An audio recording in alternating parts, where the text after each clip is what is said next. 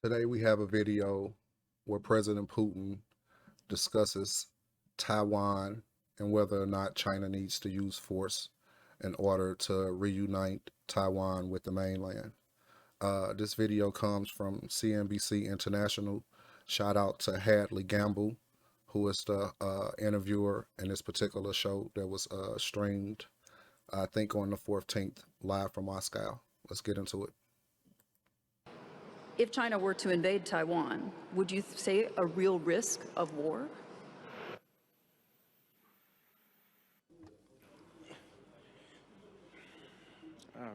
Если вы следили внимательно Well, за тем, if you've been following говорят руководители китайской народной what the leaders of the People's Republic of China have been saying, you might have noticed that in one of the latest speeches where I have personally been present, that was an international event in the framework of the UN where I've been present. And I remember that President Xi was saying что китайская народная that the People's Republic of China has no plans to use military power to resolve any type of problems or conflicts. That was more or less his statement. Hold on. Let me stop right there. I know it's only 47 seconds into the video, but President Putin didn't name the conference that him and President Xi was at when he said Xi made a statement regarding not using force to resolve any conflicts. Now, maybe President Xi has said this in the past, and I'm sure he has, but there's also statements to the contrary that he has made regarding reuniting Taiwan to China by any means necessary. In addition to that, I'm not sure, but shouldn't really say that. I am sure that Putin is aware of all of the jets and airplanes that have been flying into Taiwan's ADIZ zone of late. So let's continue. That's the first thing I wanted to say. Secondly, as far as I understand, китайскую философию, в том числе the Chinese philosophy regarding the philosophy of statehood and state management, it does not include use of force. And thirdly, I think China does not need to use force. огромная мощная China is a huge, powerful economy, and in terms of purchasing parity, China is the economy number one in the world, ahead of the United States. Okay. When he says he doesn't think China needs to use force, in a sense, I can understand what he's saying from an economic perspective, because it would be, in a sense, a huge economic gift for Taiwan to have great relations with mainland China, including them being able to trade substantial amounts of goods back and forth between the two. But as China has seen, and as Taiwan has demonstrated, most people from Taiwan feel more Taiwanese than they do Chinese. It's been a study or a poll that came out recently in the last couple of years, I think, that has stated the fact that they feel more from Taiwan, more a part of Taiwan than they do a part of China. Taiwan has made it clear that they do not plan on joining or reuniting with China. That is the reason why China has become more aggressive, i.e. the flights and trying to punish governments for any kind of interactions or cooperations that they have, or high-level meetings between government officials. China has tried to punish them. But let's continue. States now. наращивая этот потенциал. And by increasing this economic potential, China is capable of implementing its national objectives. И я здесь никаких угроз не вижу. And here I do not see any threats. As for the South China Sea, yes, indeed, there are somewhat conflicting and contradictory interests, but the position of Russia is based on the fact that we need to provide an opportunity for all countries of the region, without interference from the non-regional powers, to have a proper conversation based on the fundamental. By non-regional powers, he means the United States and NATO. And I think that's how he feels about Russia's West when it comes to Ukraine, Poland, Baltic states. This is exactly Russia's and Putin's view. He believes that countries that are not from over there should not be involved. It literally leaves out the fact that one of the countries might be smaller, and most countries, all countries are smaller than Russia, but let's say economically smaller than Russia, to where Russia can not only bully them as far as its military, but can bully them as far as economics. There wouldn't be a fair negotiating platform. It wouldn't be fair and balanced to negotiate from those standards. So at some point, you do need bigger powers or a group of smaller powers to unite to counter a bigger power. So basically, the U.S. is a Pacific nation. We have Guam as a base over there. We also have treaty allies with Japan and South Korea. So we have a vital natural interest in Asia and the South China Sea in particular. But let's continue. Fundamental norms of international law. It should be a process of negotiations. That's how we should resolve any arguments. And I believe there is a potential for that, but it's not fully used so far. In terms of that response, obviously $3.5 trillion of global trade flows through the South China Sea every year, and almost as much as in terms of oil as the Strait of Hormuz itself. So it's considered an international waterway. When you talk about external powers, those that are not regional, are you referring to the United States? That's a nice comeback, Hadley. Let's continue. Well, I'm primarily talking about those countries that are not part of this region. When you think about this a bit more broadly, President Xi has, of course, taken drastic measures to address this energy crisis. He's essentially said they should buy gas at any price. Obviously, there's a lot of conversations being had about whether or not China was going to be able to stick to their goals in terms of the climate change agenda in the face of this rising crisis. How damaging do you think it will be to the green energy agenda if China is forced via this crisis to move away from their goals?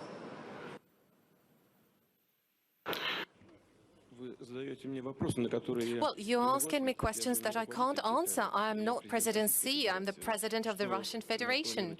And I can't tell you what are the plans of the Chinese management, but I only know what they do. And that also includes cooperation with Russia. First of all, China is the largest trade partner for Russia. And despite the decline in the global economy, the trade turnover between Russia and China is increasing. And in 9 months of the current year, it has exceeded $100 billion. And that is a very good indicator for us. We can even set a record for. That's what it's all about. It's all about economics. Economics, in a sense, can lower the possibility of war, but long term, China and Russia, in a sense, can't coexist. China's going to need more land, and Russia definitely has it. Let's continue.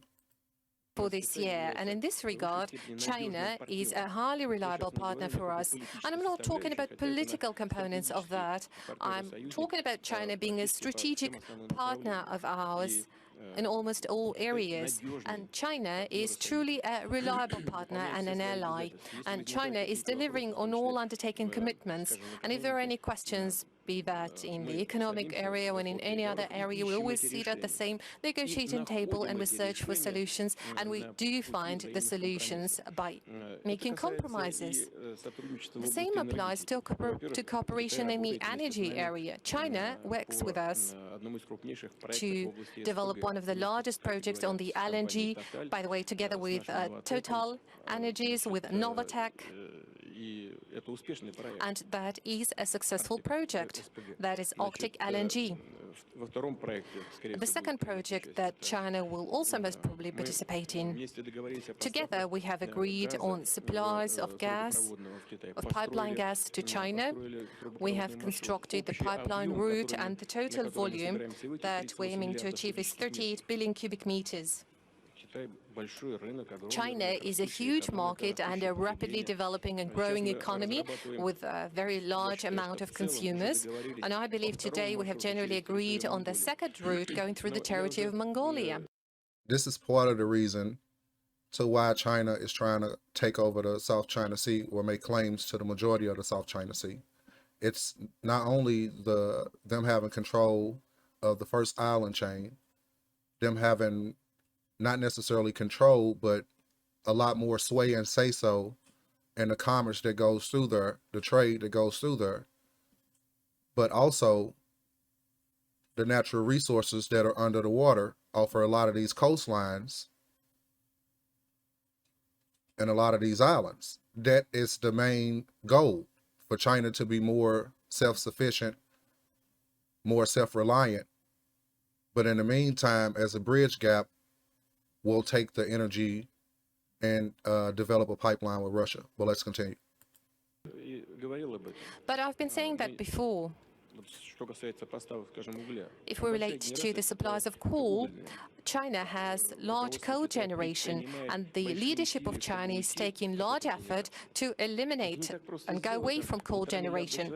1.5 billion people live in China. It's not that simple to do. It's not a trivial task. They need to protect the interests and the needs of their population, and that's exactly what they are doing. And they have a very careful plan, very balanced plan to decrease the carbon footprint. Hold on. Mr. Putin, with all due respect, I have to disagree. I don't think the plan is very careful, or very balanced. If it is, then it's not being applied correctly. For the simple fact that China is having a tremendous amount of power shortages because of them trying to go greener, because of them trying to be less reliant on coal. So if it is a careful and balanced plan, it's being applied in a horrible fashion.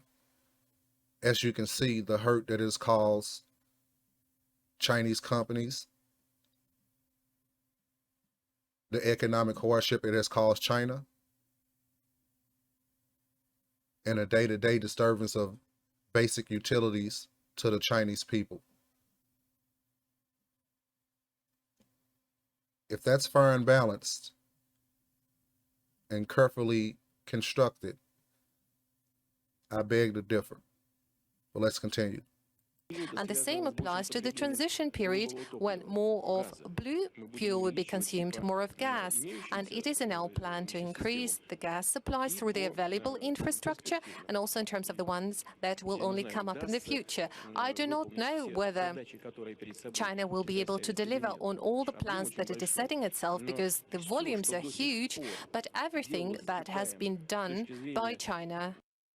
Let's pause it again for a second. We're almost at the end. I think that when he says, I don't know, I think he's basically saying he doesn't think that China is going to achieve those particular goals. I think he's telling you what he feels, what he thinks, his conclusion, without him actually saying it. But at the same time, it is a little doubt there because China has accomplished great things, which he's going to say. And in a sense, I think he did a great job basically not mushing up to China, because Russia doesn't necessarily need to mush up to China, but to look at China and to talk of China with high regard. So, yeah, I think basically he's telling you that he doesn't think that they're going to achieve all of the goals by the time set, the time limit, the time frame that China put on itself. Let's continue. In terms of achieving the goals that they set, it was all delivered properly. Really, literally everything, be that economics, they've achieved everything, and that gives us hope that also in terms of decreasing the anthropogenic load and the carbon footprint, they will achieve the goals that they set themselves up to 2060, as far as I remember. Now, my conclusion. I think Putin is happy that relations with Russia and China are in a comfortable place or in an engaging place. But I think he also knows that China, behind, in Russia's eyes, the U.S. and NATO, is probably Russia's second biggest threat, at least over the next, let's say, 50 to 100 years. I don't believe this relationship is going to last the duration, the long term. There will be some kind of problems within a relationship, as you can always already see parts of that starting to manifest with certain Chinese outlets and social media sites making claims to Vladivostok, which is on Russia's Far East. So I think long term, Russia has a lot to be concerned about regarding China and their relationship will not last the next 50 to 100 years. Until next time.